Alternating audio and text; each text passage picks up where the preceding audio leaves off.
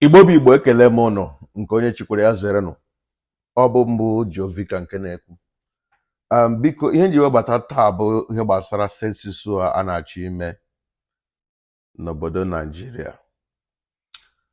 Ihe nji chọọ ka m kwuo okwu n'ihe gbasara sensus a bụ ahụrụ m ihe edemede nke ndị ọha na eze dere na-asị na onye Igbo ọbụla kwee ka agụnye ya na sensus n'obodo ọbụla ị nọ n'ime ya. N'ebe ọbụla onye mmadụ hụrụ onwe ya onye Igbo na o kwere ka agụnye ya na sensus. Ị ma na enwere onye si na-ekwu okwu si na ịhụrụ onye dị otu a na mgbe ọbụla gwara gị gbawa ọsọ na gị nọrọ, ọsọkwara gị nọrọ gbawa. Ndị ọha na eze otu a ka anyị wee, as far as anyị nwa bụ ndị ihe ndị Igbo na-agabiga dị concern emetụta n'obi, otu a ka anyị were okwu ọbụla ndị ọha na eze ndị Igbo kwuru. Achọbụ itinye ọnụ na this census, mana otu ndị ọha na eze kwuru si anyị nọrọ ebe ọbụla gụọ anyị onye ọbụla biko change your location.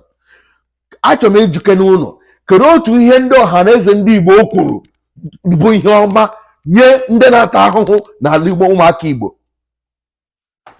Ndị ọha na eze ndị Igbo na-ekwu na a na-arịọ Chinedu ka onye anyị senate president.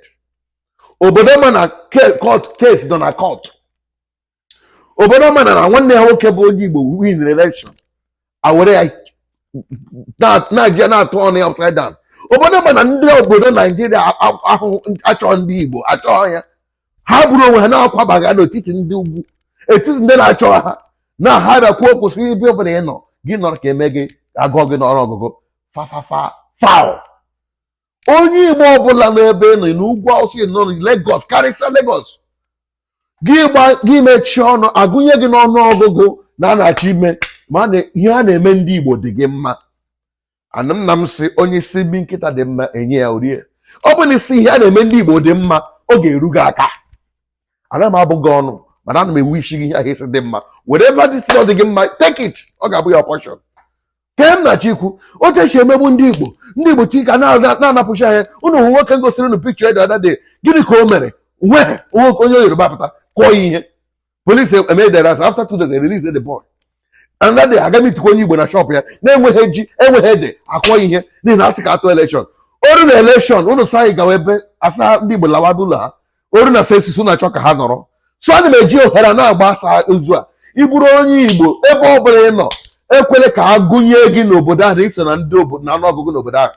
Naanị ihe ị ga-eme bụ chọọ ụzọ lọtawa ala Igbo. Ma ọ gwa na ị nweghị ego iji alọtawa, gịnị ọzọ ka ị pụrụ ime?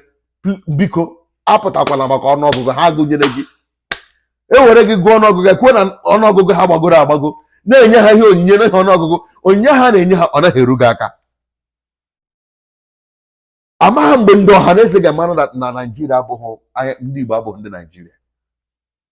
Amaghị mgbe ndị ọha na eze ga-eji mara ha. Ama mma ga-eji sọntụ gbapụ ntị ha ya n'onwe anya.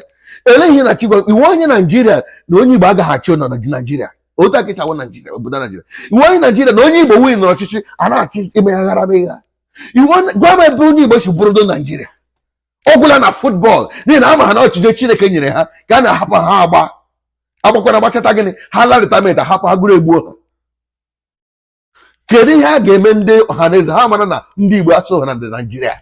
Ana ebe anyị na-eso ha ọha ji na-akpọ oku ka anyị bido mechiwe be anyị ugbo ga-eruru ụlọ Igbo ka anyị rute n'ụlọ mechie n'ala obodo anyị. Asịghị gị hapụ ibu gị, hapụ ihe na-emekwara n'ụra nwayọọ nwayọọ, nwee duplicate of any property ị nwere na inwe ụlọ abụọ ree ofu bịa tinye ya n'ala Igbo. Ụfọdụ ga-asa ndị Igbo na-ekpe ọgọ na-ebe ebe ahụ nọ ahụ jụrụ oyi.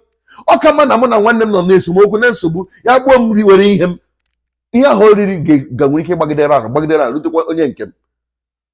Bịa n'ala Igbo ga-achụkwana onye mere m ihe ahụ, gbuo ya, nwụọ ya, ọ na-echie n'ala. Ndị na-aka ha nọ na ịkwafe ọbara nwanne ha n'ala Igbo, ala Igbo ga-achụ ụlọ ọsọ. Nke a bụ eziokwu. Biko ndị Igbo ka anyị rute n'ụlọ. Onye Igbo ọbụla mere ka agụọ ya n'ọnụọgụgụ na-abịa n'ihu, ma na ihe a na-eme ndị Igbo na Naijiria dị gị mma. Ihe ha na-eme ndị Igbo ga-eru gị ahụ. Ma ndị gọvanọ anyị ma ndị sinetọ anyị, unu so unu ga-anọ na gị na-eme ha agụgụ na-agaghị achụ ihe a na-eme ụmụnne unu na-agbagbuchi ahịa ha ọkụ ebipụta ihe ha unu emechi ọdụ na-achọ senate president.